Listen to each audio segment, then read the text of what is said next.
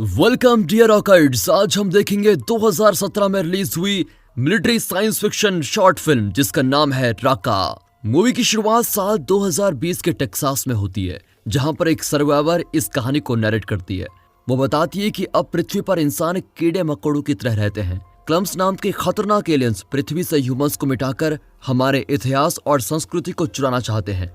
Clumps ने survivors को एक ब्रीडिंग फैसिलिटी में रखा हुआ है और उस जगह को लाशों से ढक दिया है। कुछ लोग जो अपने ग्रुप को छोड़कर चले गए थे, जब वे लौटते हैं तो क्लम्स ने बड़ी तादाद में उन सभी को मार डाला। क्लम्स ने बहुत बड़े बड़े स्ट्रक्चर्स बनाए हैं जो वायुमंडल में मीथेन गैस स्प्रे करते हैं। अब वहां की वायुमंडल में ऑक्सीजन ना के बराबर है और सिर्फ मीथेन ही भरा पड़ा है। क्लम्स ने पेड़ पौधों को भी मिटा दिया है और उनकी जरूरत के हिसाब से कुछ पौधे लगा दिए। इस वजह से पृथ्वी का तापमान बहुत बढ़ गया और बाढ़ आती जाती रहती है। उन्होंने जंगलों में आग लगा दी है, जिसकी वजह से ऑक्सीजन कम हो गया और इंसान सांस भी नहीं ले पाते। जब क्लम्स इंसान की आंखों में देखते हैं तो वे इंसान के नर्वस सिस्टम को हैक कर देते हैं और इंसान बिल्कुल पैरालाइज्ड हो जाते हैं। वे अपने कुछ एक्सपेरिमेंट्स के जरिए इंसान के ब्रेन को कंट्रोल करके उन्हें अपना गुलाम बना देते हैं। लेकिन कुछ ह्यूमंस हैं जो उनसे बचकर अंडरग्राउंड या पुरानी बिल्डिंग्स में रहते हैं। वे ज्यादा से ज्यादा खाना और वेपन्स इकट्ठा कर रहे होते हैं ताकि ऐन वक्त पर क्लम्प पर अटैक करके उनको खत्म कर सकें। क्लम्स का सबसे ताकतवर वेपन नैनाइट है, जो कि एक माइक्रोस्कोपिक रोबोट है। उनका हथियार घर इन रोबोट से भरा पड़ा है और इनका मुकाबला करना लगभग नामुमकिन है। फिर भी ह्यूमंस जी जान से अपनी लड़ाई लड़ रहे होते हैं ताकि ह्यूमैनिटी को राका के चंगुल से छुड़ा पाएं। राका क्लम्स का main communication and control system है। इस लड़ाई में इंसान अपने बीच के धर्म, जाति वगैरह के भेदभाव को दफनाकर एकजुट होकर काम कर रहे हैं। वे कई जगहों से ह्यूमंस को बचाकर लेके आते हैं और देखते हैं कि किस तरह क्लम्स ह्यूमंस को एक्सपेरिमेंट के लिए चूहों की तरह यूज करते हैं। और जब उनका काम हो जाता है तो वे इंसानों को कूड़े की तरह फेंक देते हैं। एक और क्लम्स एक आदमी को पकड़कर उसे धीरे धीरे ट्रांसफॉर्म करते हैं। उसके लिए ये बहुत ही दर्दनाक होता है और वो जान की भीख मांगता है, लेकिन क्लम उन्हें दर्द से तड़पते हुए देखता रहता है। फिर क्लम्स एक देश के प्रेसिडेंट को देखते हैं। वे अपने हाथ उठाकर एक अननोन डिवाइस को वहां लेके आते हैं। फिर वे प्रेसिडेंट का सर खोलकर अंदर कुछ अनजान सेल्स भर देते हैं। कुछ ही देर में प्रेसिडेंट के दिमाग का कंट्रोल क्लम्स के हाथ में आ जाता है। वे प्रेसिडेंट के जरिए ह्यूमंस को ऑर्डर देते हैं कि वे अपने हथियार फेंक दें। तभी क्लम्स पीछे से ह्यूमंस को मार डालते हैं, लेकिन कुछ ह्यूमंस जो क्लम्स के बारे में अच्छी तरह जानते हैं वे उनके इस जाल में नहीं फंसते। तभी डेला नाम की एक सर्वाइवर सरेंडर होने के बहाने आगे आती है, पर उसके पूरे शरीर में एक्सप्लोजिव्स होते हैं। लेकिन क्लम्स भी उसकी चाल को समझ जाते हैं और उसे एक्सप्लोड करवा देते हैं। पर वे नहीं जानते कि डॉसन नाम के दूसरे सर्वाइवर ने एक ट्रैप में डेटोनेटर को एक्टिवेट कर दिया था। कुछ देर बाद बच्चे खुशी खुशी क्लम्स के टूटे हुए हाथ पर उठाकर खेलने लगते हैं। ये छोटी सी जीत भी ह्यूमंस के लिए बहुत इंपॉर्टेंट साबित होती है। दूसरी ओर एक्स्ट्रा टेरेस्ट्रियल्स ह्यूमन के स्ट्रक्चर पर ऑयल जैसा पदार्थ स्प्रे करते हैं। इसकी वजह से ह्यूमंस के ब्रेन और क्लम्स के बीच एक बैरियर बन जाता है। पर क्लम्स जानते हैं कि जब इस मटेरियल की कमी होगी तो ह्यूमंस के ब्रेन पर आसानी से कंट्रोल किया जा सकता है और बहुत ही जल्द वे धरती पर कब्जा कर सकते हैं। दूसरी ओर क्लम्स फीमेल प्रिजनर को सरोगेट इनक्यूबेटर्स की तरह यूज करते हैं, जिसकी वजह से कई फीमेल्स मारी जाती हैं। कुछ समय बाद क्लम्स एक मिलिट्री ग्रुप पर एयर स्ट्राइक करके कुछ सोल्जर्स को खत्म कर देते हैं, पर एक सोल्जर बच जाता है और उसे एंजल जैसा एक रूप दिखता है। कुछ दिन बाद एक नई दुनिया बनती है जो सबको बदल देती है। नॉश नाम का एक technically advanced bomb maker survivors group से दूर स्क्रैप यार्ड में अपना काम करता है। सर्वाइवर्स के लीडर, जिसका नाम जेस्पर है, वो अपने आदमियों को लेकर नॉश से मिलने जाती है, क्योंकि नॉश स्क्रैप मटेरियल से कुछ भी बना सकता है।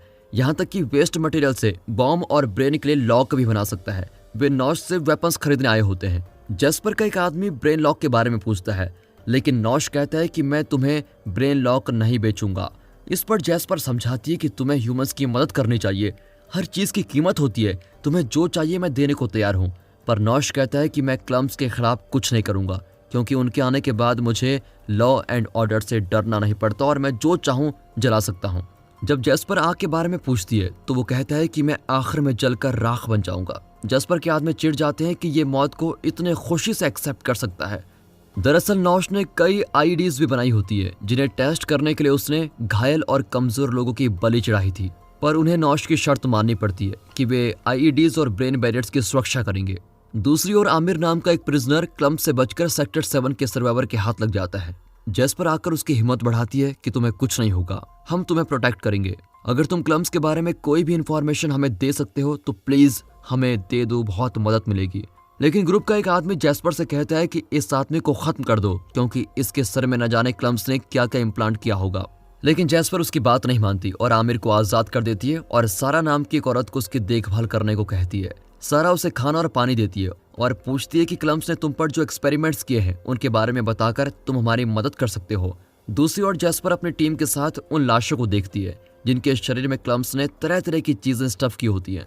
यहाँ सारा जानना चाहती है कि क्लम्स ने आमिर के शरीर में क्या क्या स्टफ करके रखा हुआ है। पहले तो आमिर मना कर देता है, लेकिन बाद में वो दिखाता है कि क्लम्स ने उसके सर पर किस तरह के साइबरनेटिक्स इक्विपमेंट्स फिक्स करके रखे हुए हैं जिससे वो उसे पूरी तरह से कंट्रोल करते हैं। हालांकि इस नई दुनिया का सब पर असर पड़ा है, लेकिन आमिर एक अलग ही चीज के साथ पैदा हुआ है। शाम को सोल्जर्स युद्ध की तैयारी करते हैं। सारा आमिर को एक्सप्लेन करती है कि हम अभी भी पुराने तरीके से लड़ रहे हैं। हम इसलिए लड़ रहे हैं ताकि क्लम्स किसी ह्यूमंस के साथ वो हरकत न करे जो उन्होंने तुम्हारे साथ की है। यहाँ जैस्पर अपने साथी को बताती है कि क्लम्स ने सारा की बेटी पर एक्सपेरिमेंट किया और वो मर गई थी। उस वक्त आमिर सारा के पेट में था। सारा मानती है कि वे क्लम्स के गुलाम थे, इसलिए आमिर के अंदर नेचुरली गुलामी के लक्षण आ गए हैं। कुछ समय बाद आमिर फिजिकली और मेंटली एकदम ठीक हो जाता है। उसके अंदर के इम्प्लांट की वजह से उसको एक विजन दिखता है कि एक घायल क्लम मिलिट्री फोर्सेस से बचकर भाग रहा है। अब सारा आमिर से विनती करती है कि क्लम्स को ह्यूमंस की हत्या करने से रोकना होगा, इसलिए हमारी मिलिट्री को तुम्हारी मदद चाहिए। इनकी बातचीत के दौरान सारा नोटिस करती है कि आमिर की आंखें बदल रही हैं और अब उसे क्लम्स के अटैक के बारे में साफ साफ विजन दिखता है। आमिर कुछ नहीं बोलता, लेकिन उसे दिखता है कि ह्यूमंस की मिलिट्री ने अपने एडवांस्ड टेक्नोलॉजी और साइबरनेटिक एनहेंसमेंट्स की मदद से एक एलियन क्राफ्ट को शूट कर दिया है।